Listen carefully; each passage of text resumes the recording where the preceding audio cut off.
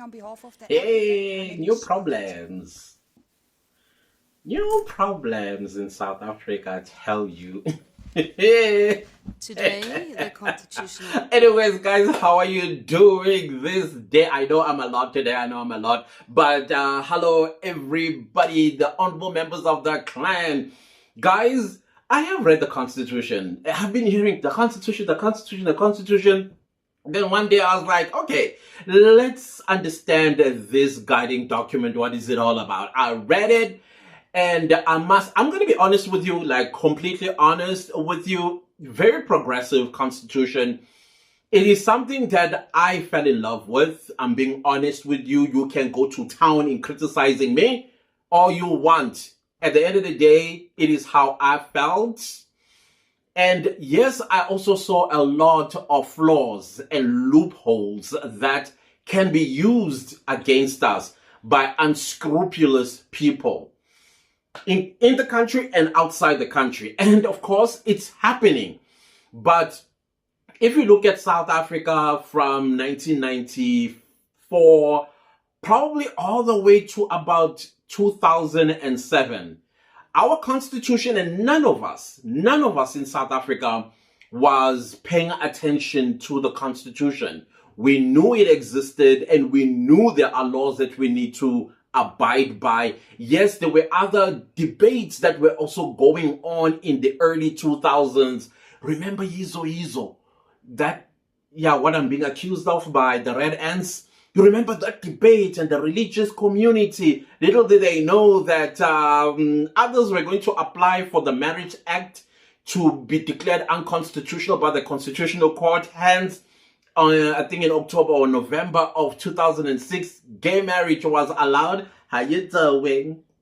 I think I'm going to start doing this, just, piss off some people. How you doing? Yeah. So that kind of like closed that chapter. Even though the chapter was not 100% closed, but South Africans came to realize that no matter what we say or do, there is this guiding document that is powerful. Yes, it can be amended, but you also had a political party that did not have any political will to amend it under any circumstances, because they loved how when they go on the international stage, they get told that, oh, you have the most beautiful constitution, it's so progressive. I mean, it's better than that of the United States and all the other free worlds. And it's true. The South African Constitution is more liberal than that of the United States or any other free world countries out there. That's the South African Constitution.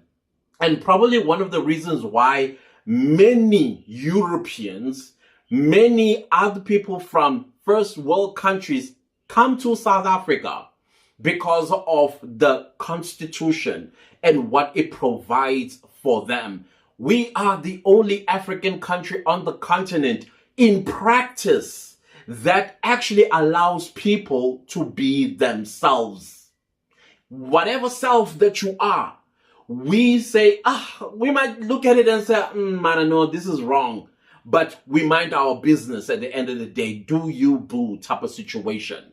Yes, you're going to have those that have their own different viewpoints to a point where they even commit a crime of unaliving the person they don't agree with or their lifestyle or choices that they've made, right? And here's another thing that I knew at some point it was going to make it to the Constitutional Court. When I looked, of course, the Marriage Act used to speak about a man and a woman, marriages between a man and a woman, and that was amended because the Constitutional Court in 2006 not instructed Parliament, but in its judgment, it recommended that Parliament either amend the Marriage Act or they make a whole brand new one. And I think now it's called the Civil what. Yeah, it doesn't mention man, woman, basically mentions spouse. That's the wording it uses. This court employs the language of the Civil Union Act. The Civil Union Act refers to persons, partners, and spouses rather than men and women or husband and wives. This language not only remedies the constitutional defect that exists by unfairly discriminating on the basis of gender, but accords more with the Constitution because it is inclusive of all identities. And then I was like, oh my goodness. Now, again, not that I'm picking on the family, I'm just making an example. The Mandela family. Nelson Mandela had more girl children than he had boy children. I'm talking of his own. So, of course, when these girls fall in love and they get married, assumably as an African and as a patriarchal world will say a woman takes the surname of her husband. But with the Mandelas, for me, I always found it to be a little bit tricky for the husband.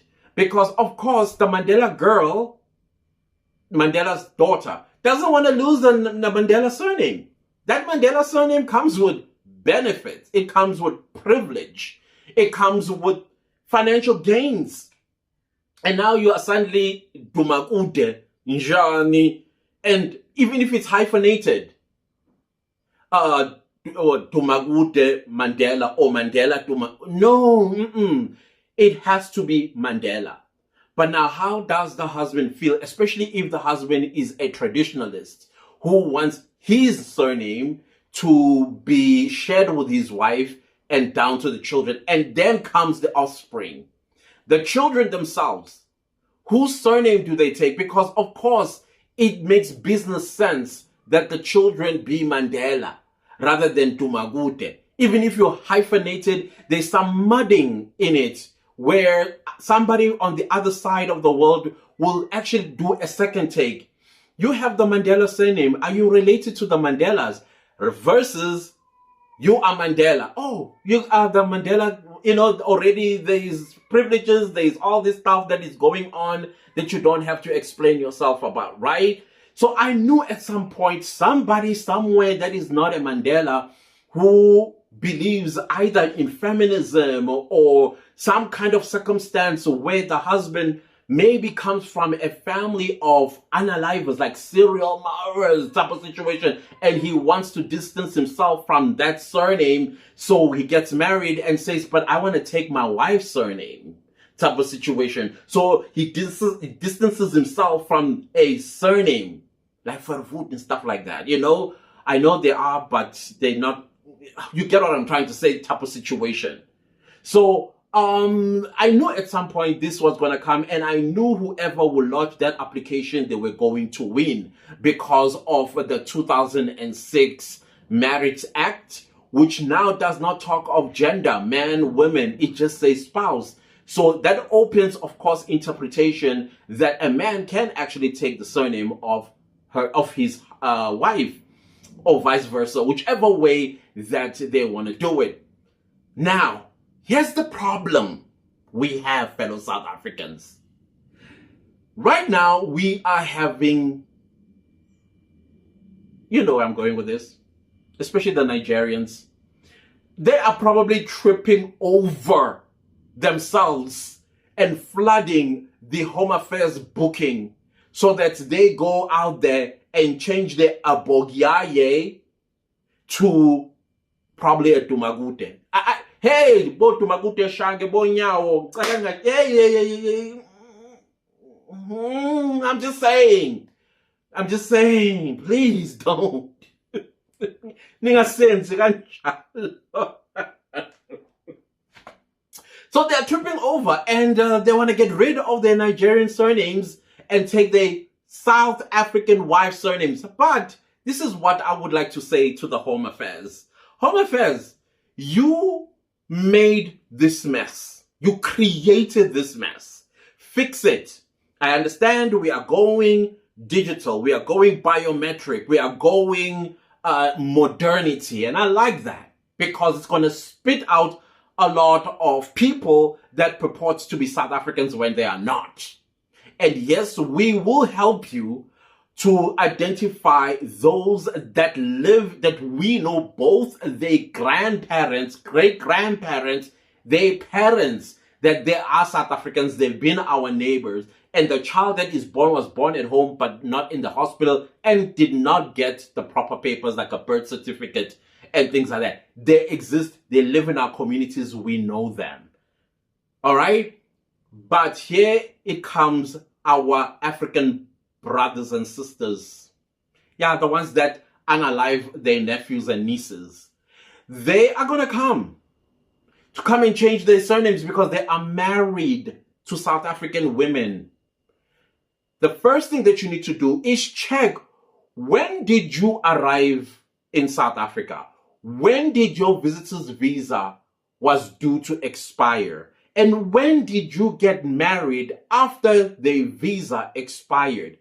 The moment they remained in the country beyond the expiration of their visa, that marriage is a marriage of convenience. It's not a marriage at all. It's null and void. Those people can't change their abogiaye to a dumagude. You cannot legalize illegality. That cannot happen. I think that's where we need to start, Mr. Schreiber. Because they are coming. They're going to be taking their South African wives' surnames, but catch them at the time of their marriage. And I'm telling you, Minister, the majority of them arrived in 2010, the FIFA World Cup, and they never left. They overstayed their welcome to South Africa. And they realized, okay, let me marry a South African citizen. That's where you will get them. That's Pakistanis, your Somalians, your Ethiopians, your Zimbabweans, your Nigerians, and everyone else from the African continent that is here. That also includes Europeans that are here, because, yeah, there are some white women, South Africans, married to illegal European men because the South African women thought, oh, let me legalize you, I'll marry you. Them too. Everybody do that. Check when they came to South Africa, what was the expiration of the visa, and when they got married, did they do it while they were still legally in South Africa or not? Let's not legalize illegality. And once you have done that, Mr. Schreiber, deport. Deport, sir. That's what we are asking for. So that is the danger that I see about this judgment. But as the Constitution stands, there's nothing you and I can do or say about it unless you change some sections of the Constitution, which I think is Section 1 and Section 3, Chapter 1 of the Constitution, which talks about birthright as well as citizenship and all of that stuff. And then you also have to change the legislation on birth and death registration. Marriage Act as well, which is no longer called the Marriage Act, it's Civil whatever Act. And anyways, I just thought, let me come here because I saw red, not on the judgment side, but the loophole that it has opened for our you-know-who. Anyways, please don't leave the video without liking, sharing, commenting, subscribing, and I'll see you next time with a new video. Hopefully this one is the last one. Goodbye.